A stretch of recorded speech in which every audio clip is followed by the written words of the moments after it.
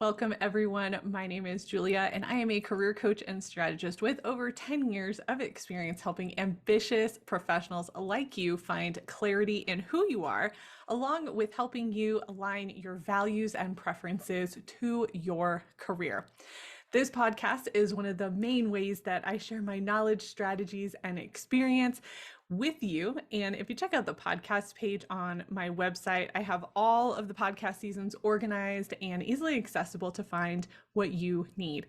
Along with the podcast, I have multiple courses, resources, and I offer one-on-one customized career coaching that covers career exploration, career management, and career advancement. So head on over to ridethetidecollective.com to check it all out.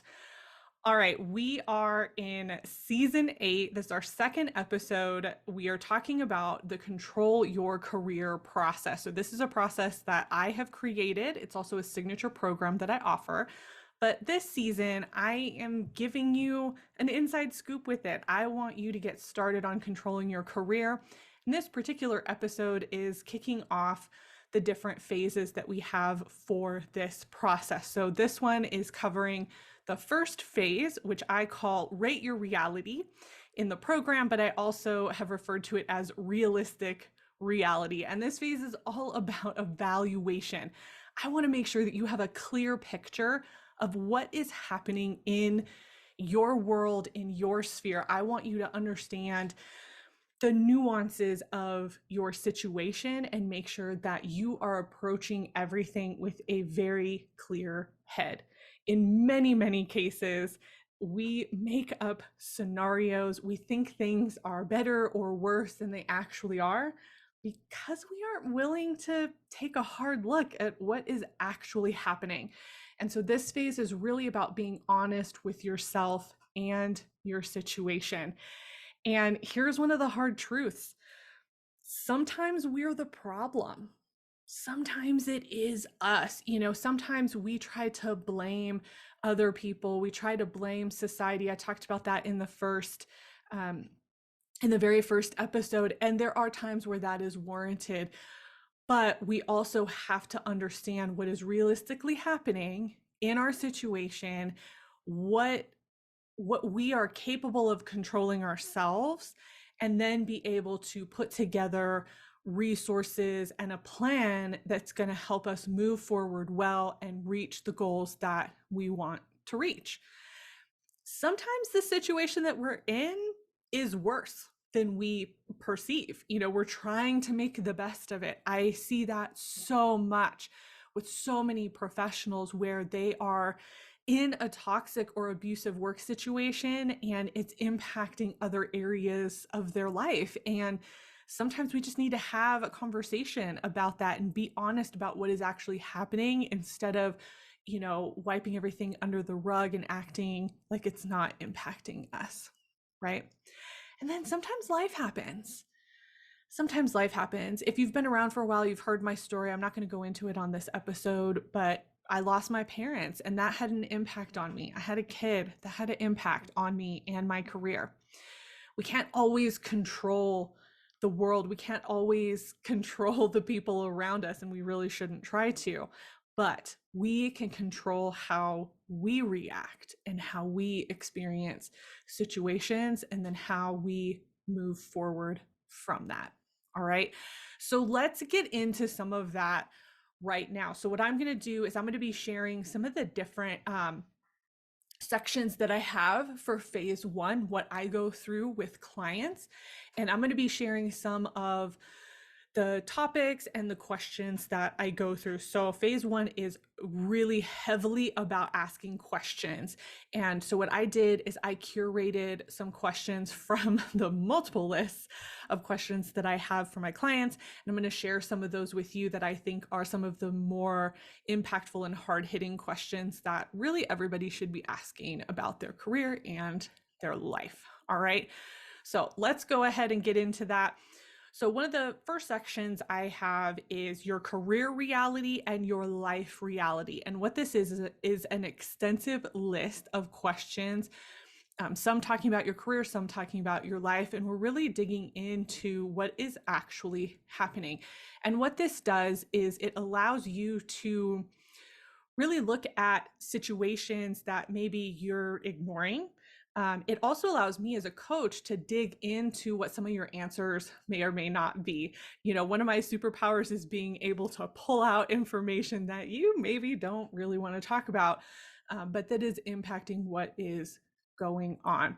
So let's start with some career questions first. The first question is, what do you love most about your job?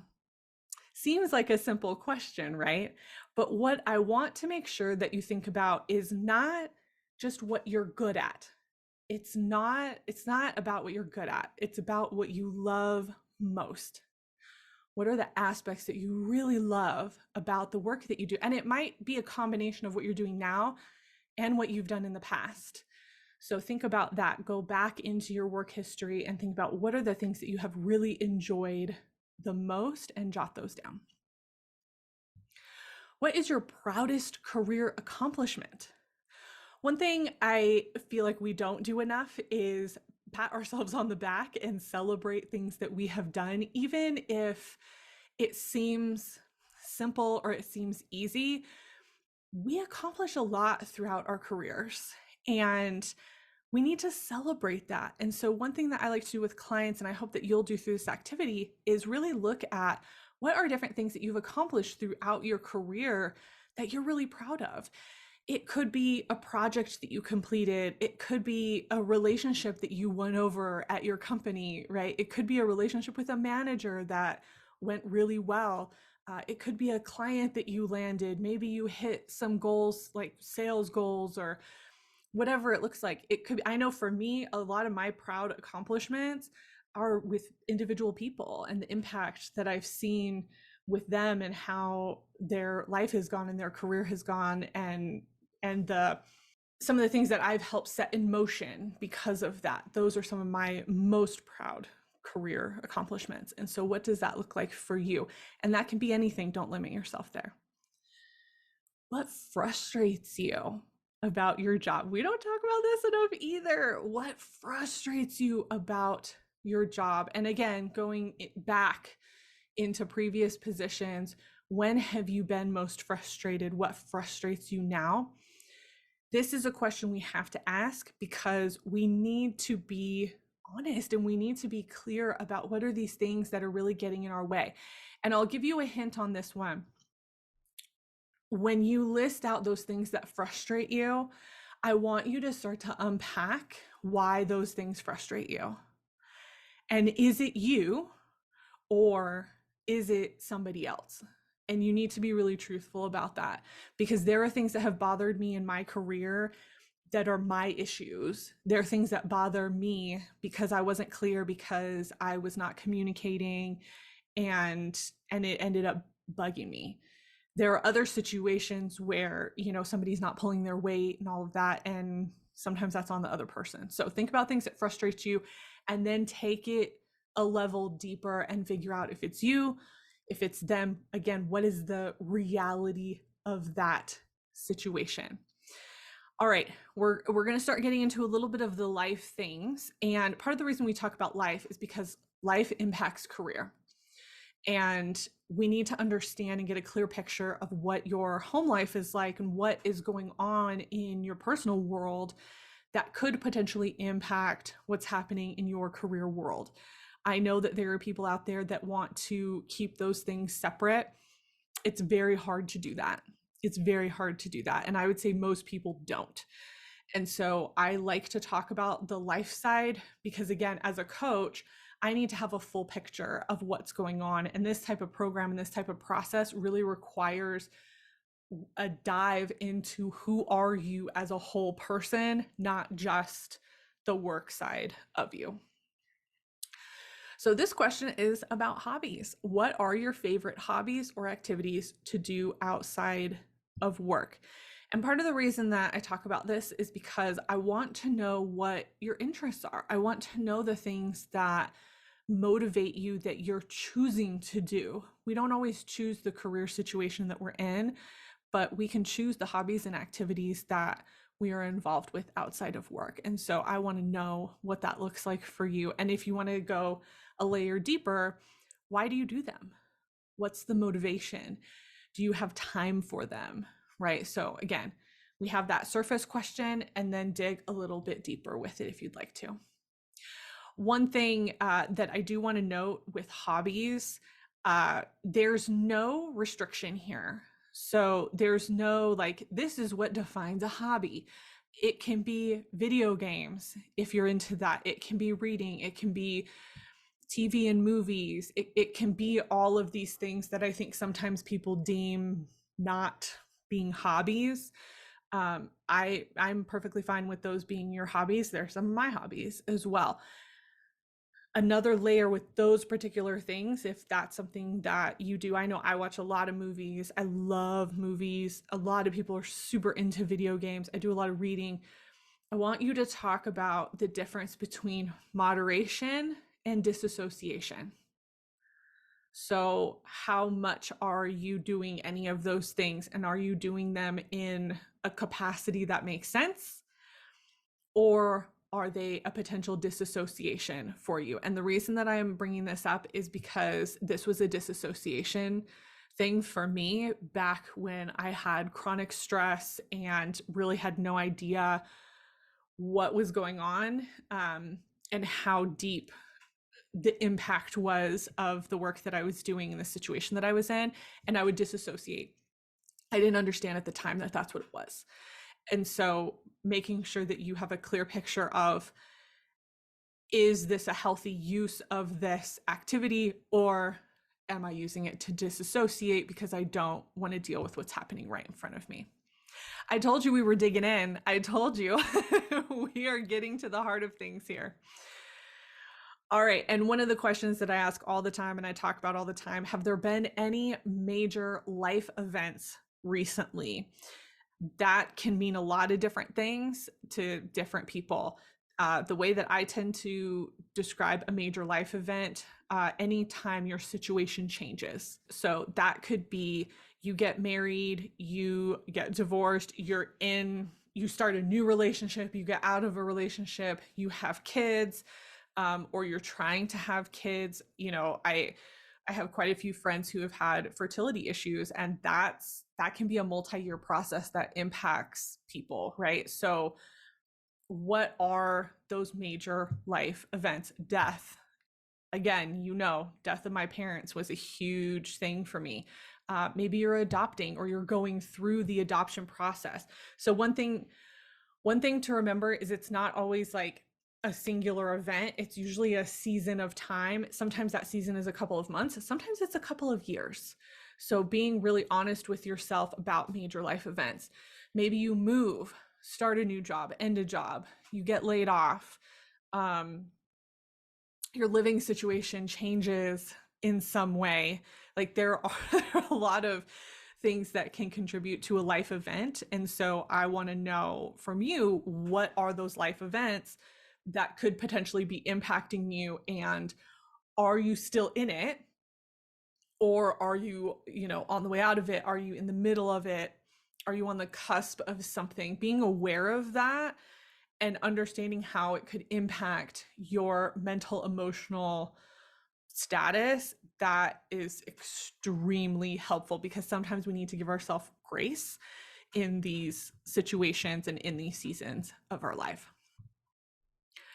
All right,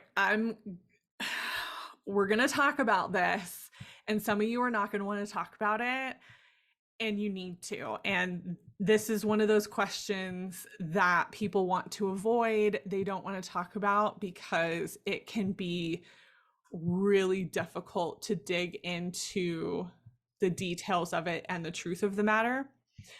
What is the reality of your financial situation? And if you've coached with me before, we talk about finances. I want to know where your head is at around your finances, what your history is, where you've been in the past. I want to know all of that, because how you handle finances will absolutely impact your career. It impacts the types of positions that you go for, the salary that you're seeking, all of that. And so there's a lot of nuance to finances. So it really just depends on your situation. But that is absolutely something that we talk about. So I want to know, what's the reality? What is the reality? And this is one of those situations where sometimes it's hard. I used to be, I still am in a lot of ways. I'm an emotional spender. When things get hard, I want to go to Target and spend some money. Um, I'm much better now because I've dealt with a lot of my stress, and I've managed a lot of it. And so I don't find myself doing that much anymore. But when I get the impulse, immediately I'm like, what's going on? What's going on in my life right now that's making me feel like I need to go walk around Target mindlessly. So really think about that. What is the reality of your financial situation, and what are some changes that you could potentially make to make that situation better? And I could do a whole episode just on finances, but if that's something that you want to talk about, let me know, and we can do a special session particularly around finances.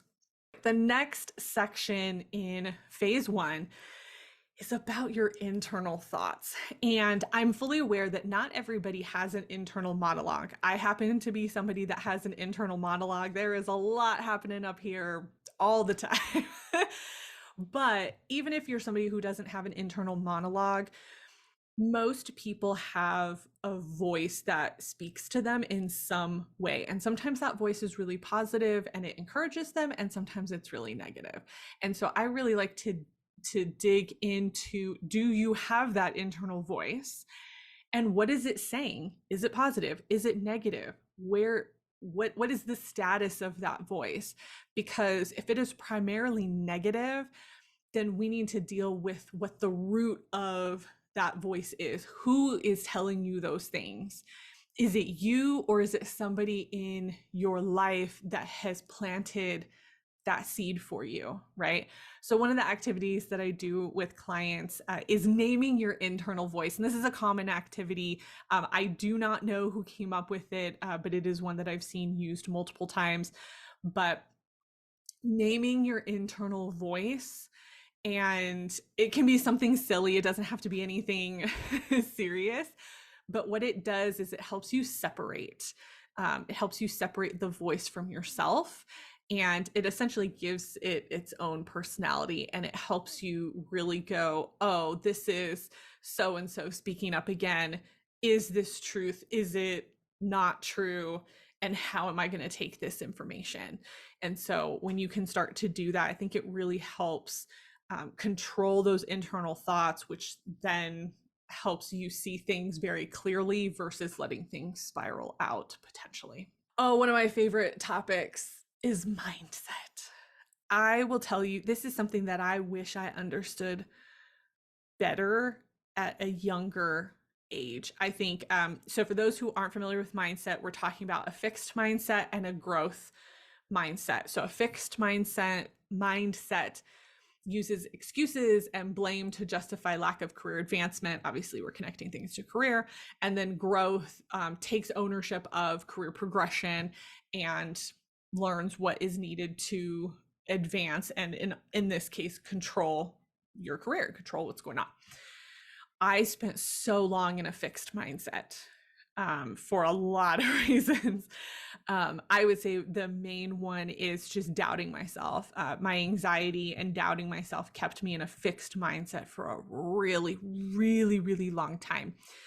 The irony is, I think that people on the outside saw a growth mindset. And let me tell you, that is a really interesting thing to manage when externally you're giving off growth mindset and it looks like you're working toward goals and you're embracing challenges and all of that. And then internally you are freaking out and you are in a fixed mindset. It is the craziest thing to go through. But my clients, clients who come to me, they are usually in a growth mindset. And if they're not fully embracing it, they're at the start of it. They know that something is not working, and they want to be on that growth journey. And so that's why they're coming to me. That doesn't mean that you don't have moments of fixed mindset. So, really quick to go over the differences. A fixed mindset avoids challenges, they give up easily, they ignore feedback. That's a huge one in the career space. You know, when you're getting feedback, especially from a manager, and you completely ignore it. So, when we're talking about realistic reality, you can't ignore the feedback. You have to listen to the feedback and take it in and figure out if it's true. If it's not, is it that person's perception? What are you giving off? All of that, right? And then you're threatened by others' success. So when you see people who are constantly trying to tear other people down, or they're questioning people, again, I was like, internally, I was like this for way too long, because I didn't know what it was. Come to find out later, I'm a very anxious person. That was a lot of it. But then you embrace that growth side. And so the growth side is embracing challenges, persisting toward goals. So you don't blame other people for your lack of movement in your goals. You own what you have done or haven't done in persistence toward your goals. You learn from feedback. So even if it's feedback you don't want to hear, you hear it, you take it in, you figure out what to take from it, and then you move forward.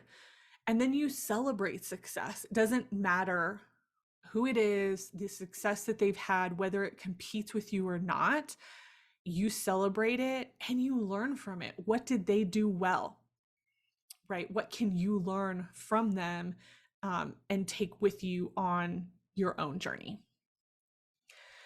And the final section that we talk about in phase 1 is relationships. Now, this section is really detailed with lots of activities. I'm not going to go into all of that because it's too much to talk about on a podcast or via YouTube if you're watching this on YouTube. But basically, you want to evaluate the relationships that you have in your career and in your life.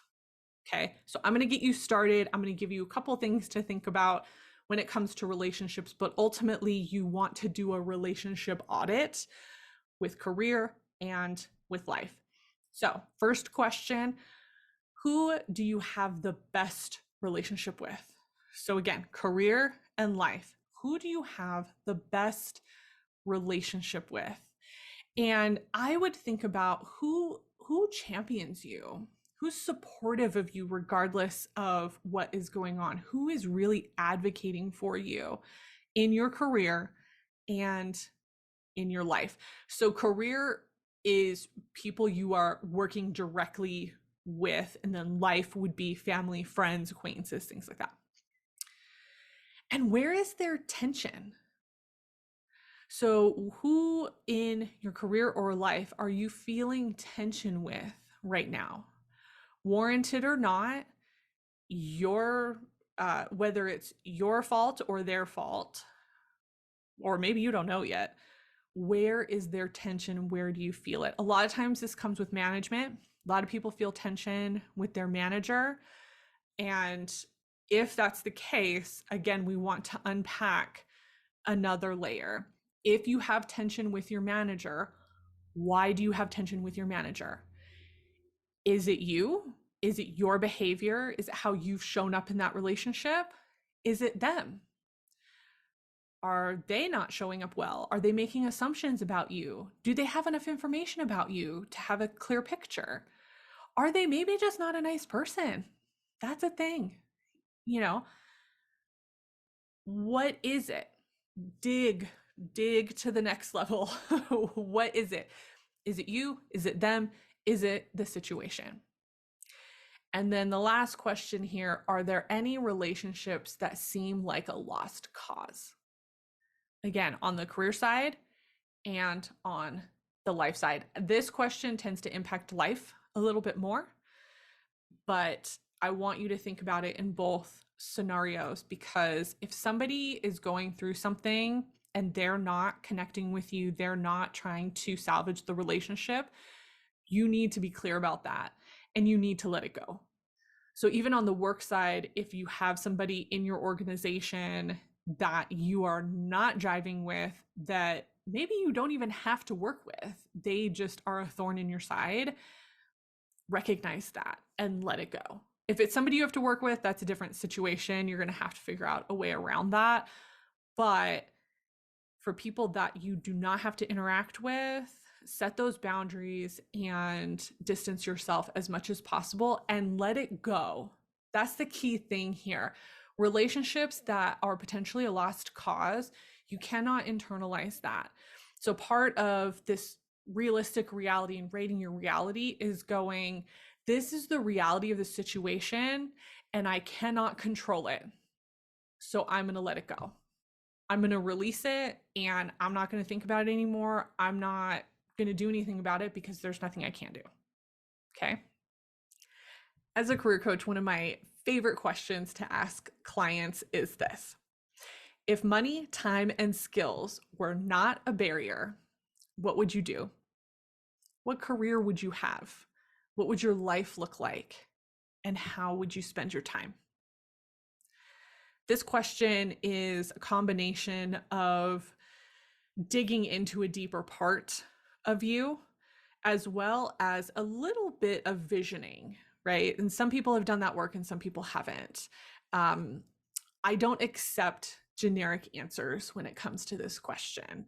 So if somebody gives me an answer that is a really obvious direct connection to the career that they have now, I actually don't accept that. I want to dig deeper. So if they do say, oh, like, let's say you're an accountant and you're like, I want to be an accountant and I want to do this and I want to go here, that's fine. I want to know why. I want to know what motivates you to be an accountant. And here's the thing, it's okay if you say money. It's okay if you say, well, this, I'm really good at it and I enjoy it for the most part and I want that to be my career. I want that to be where I head. That's fine. The purpose of this question is to either uncover desires that you have for your life and career that you aren't living right now, or it's to solidify the path that you're already on. And for you to understand why you're on that path. And then for me as a coach to also understand why you're on that path, because I need to know, and you need to know, what motivates you. What motivates you to be in this career? What motivates you to go down this path? So if you have a career path and then you answer this question and it is not the same, that's also a point for us to dig deeper and go, okay, what is that? Where is that coming from? And is it a reality for you? And are we going to go deeper and are we going to try to figure out how to get you there? Or is it a dream that is a dream that you don't particularly want to realize, but you think is cool, right? So I love that question. Again, if money, time, and skills were not a barrier, what would you do? What career would you have? What would your life look like? And how would you spend your time? Okay, action for this episode. I told you in episode 1 that we were going to be doing actions. Obviously, this whole episode was about action. So if you maybe were listening to this in the car and didn't have a piece of paper, or you want to jot some notes down as you were thinking about it as I was asking the questions, that's what I want you to do. I want you to go back through. I want you to answer these questions for yourself. Even without a coach to debrief the answers, you will still find clarity. You will still be able to get somewhere if you can be honest with yourself. And I think if you come to this episode and to these questions with a posture of honesty and being ready to go, I'm going to be honest with myself and I'm going to tell the truth, and I'm going to write down, or I'm going to, think about that nagging thought in the back of my head around this particular question. That's what I want you to do. I want you to truly, truly dig into it. All right. So thank you for hanging with me on this episode. Next, we are going to be going into the personality side. So I'm going to be talking about different personality assessments and other assessments that I use with clients. And I will be sharing some of those activities with you that we will go through, as well as some freebies that I have around some of those activities too. So thank you for joining me, and I will see you next time.